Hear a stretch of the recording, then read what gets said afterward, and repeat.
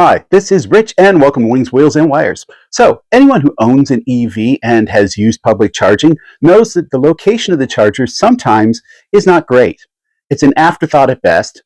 More often, it's pretty crappy. And at absolute worst case scenario, it's downright dangerous. By the way, let's have some fun with this. Go ahead and put down in the comments section below your most sketchy charging experience. I'm going to give a shout out on my next video to the person with the most disturbing story.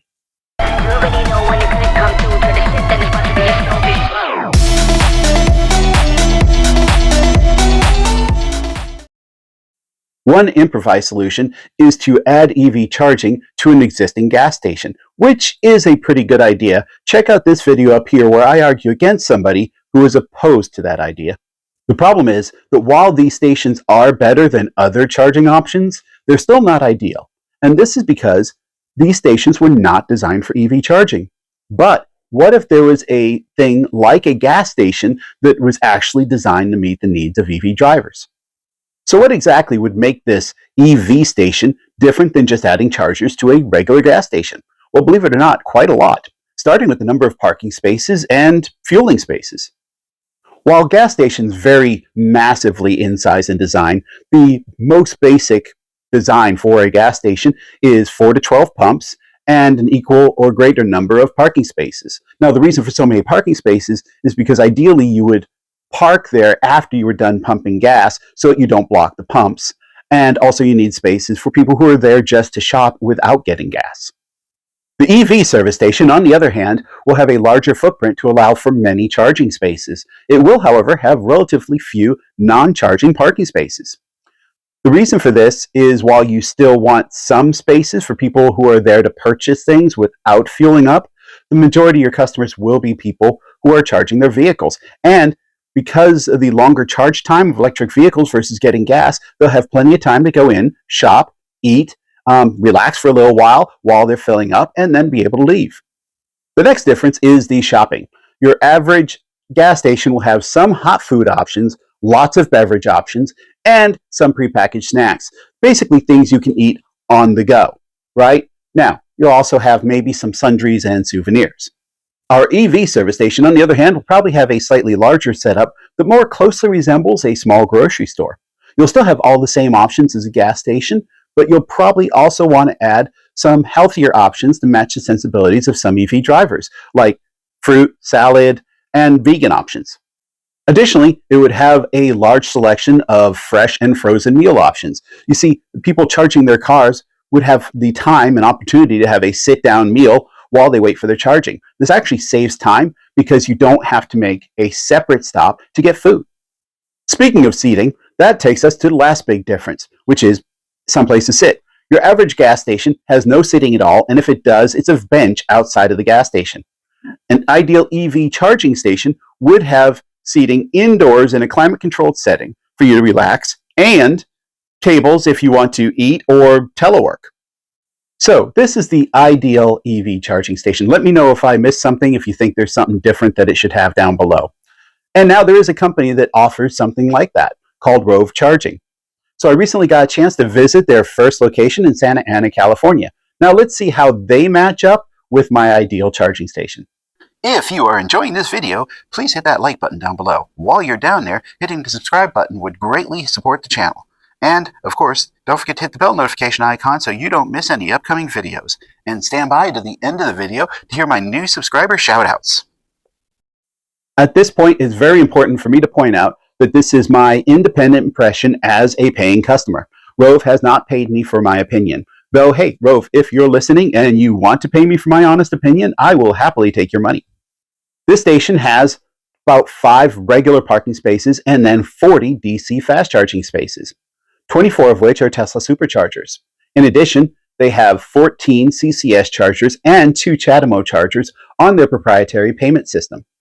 Now, you might expect to pay extra for charging here for the convenience in this dedicated location, but that's actually not the case. The Tesla superchargers are billed at Tesla's normal rate through their app. As for the CCS and CHAdeMO chargers, they're billed at 48 cents per kilowatt. Now, for paying for those last 2 options, you have a couple different choices. You can either go straight to the machine and either you tap a credit card or your cell phone, and be done with it and not have to have any app. You also have the option of downloading their proprietary Rove app, which adds a functionality of tracking your charging, which most EV apps have anyway.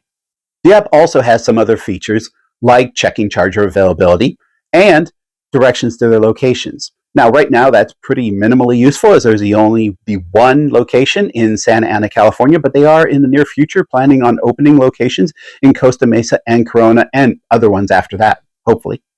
The app also has center information to include store hours, access to a reward program for the store, the ability to do mobile orders, and the ability to directly pay for the on-site car wash. Overall, for layout and features, I'm going to go ahead and give this a 10 out of 10. Moving on to the second category, let's see how Rove matches the ideal EV charging location for shopping. The on-site store is called Recharge by Gelson's. It's a relatively large store, and they do have some hot food options and a large variety of refrigerated and frozen food options that match quite a variety of needs. Overall, I'm going to give their store an 8 out of 10. The selection was absolutely awesome, and I barely scratched the surface of what they had in the time I was there. But the prices did seem pretty fairly high. Now, to be fair, I don't live in Santa Ana, so I don't know how the prices here compare to other convenience stores in the Santa Ana area. It might actually be pretty comparable. Now, moving on to seating. There is plenty of outdoor tables and chairs for people who want to enjoy the beautiful Southern California weather. In addition, there is some counter seating inside Gelson's Market that includes outlets for your charging your electronic devices. In addition, there is a separate lounge that has more counter seating, tables and chairs, also a big screen TV, bathrooms, and vending machine. The bathrooms are individual and all gender, which is great for families. And the vending machine that they have there is because while the charging and lounge are 24 hours, the store and the car wash are not. At the time of recording this video, their posted hours were 6 a.m. to 8 p.m. There was an absolute ton of staff available in case you need anything. Honestly, it seemed like there were too many people working there, but maybe they were doing training or something. For the facilities, I'm going to give this a strong 10 out of 10. By the time I used the restroom, walked around, checked stuff out, took a couple pictures, my car had already hit 92% state of charge. And by the time my wife and I got to the car, we'd hit 96% and we're on our way.